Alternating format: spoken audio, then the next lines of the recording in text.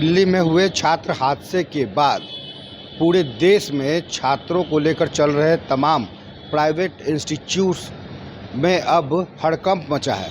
इसी कड़ी में राजधानी पटना में भी डीएम ने सख्त निर्देश दिए हैं। इस वक्त हम खड़े हैं पटना के बोर्डिंग रोड के खान ग्लोबल स्टडीज़ में, जहां यूपीएससी बीपीएससी की पढ़ाई होती है।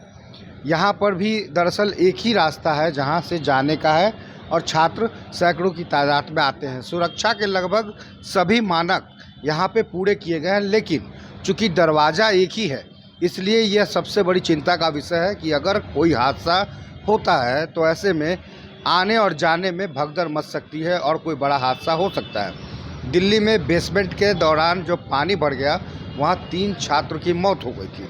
उसके बाद पूरे बिहार में, राजधानी पटना खासकर जहाँ जो प्राइवेट इंस्टीट्यूट चलते हैं, वहाँ पर उन मानकों का कितना ख्याल रखा जाता है, फायर से लेकर तमाम वो चीज़ें वो देखने को मिल रही है।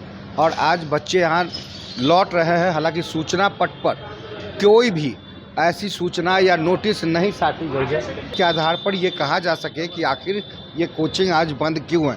लेकिन देश भर की सियासत इसलिए गर्म है क्योंकि छात्रों के भविष्य को लेकर जितनी चिंता परिजनों को होती है, उससे ज़्यादा चिंता एडमिनिस्ट्रेटिव की भी होती है।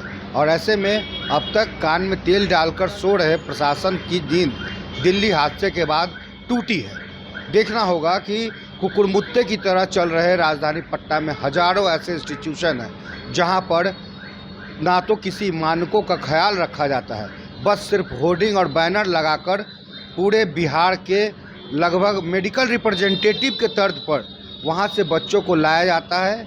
यहाँ के कॉस्ट्यूम को पहनाकर उस इंस्टीट्यूशन के नाम पर धन उगाही की जाती है और उनके मानकों का कोई विशेष ख्याल नहीं रखा जाता है। ऐसे में सबसे ज़्यादा छात्र जहां आईआईटी और बीआईटी इंजीनियरिंग मेडिकल की तैयारी करते हैं, उससे कई ज़्यादा तैयारी यूपीएससी बीपीएससी और क्लर्क लेवल के छात्र होते हैं जो लाखों की तादाद में रहते हैं। तो ऐसे में चिंता इस बात की भी है कि अगर दिल्ली जैसे हादसे अगर पटना में हुए तो न जाने कि कितने छात्रों की जानें जा सकती है। ऐसे में जिलाधिकारी का जो निर्देश है उसको जब तक माना नहीं जाएगा तब तक शायद ऐसा ही आलम देखने को मिलेगा, जहां गार्ड तो मिलेंगे मगर सिर्फ ताला लगाते हुए। फिलहाल अभी के लिए बस इतना ही।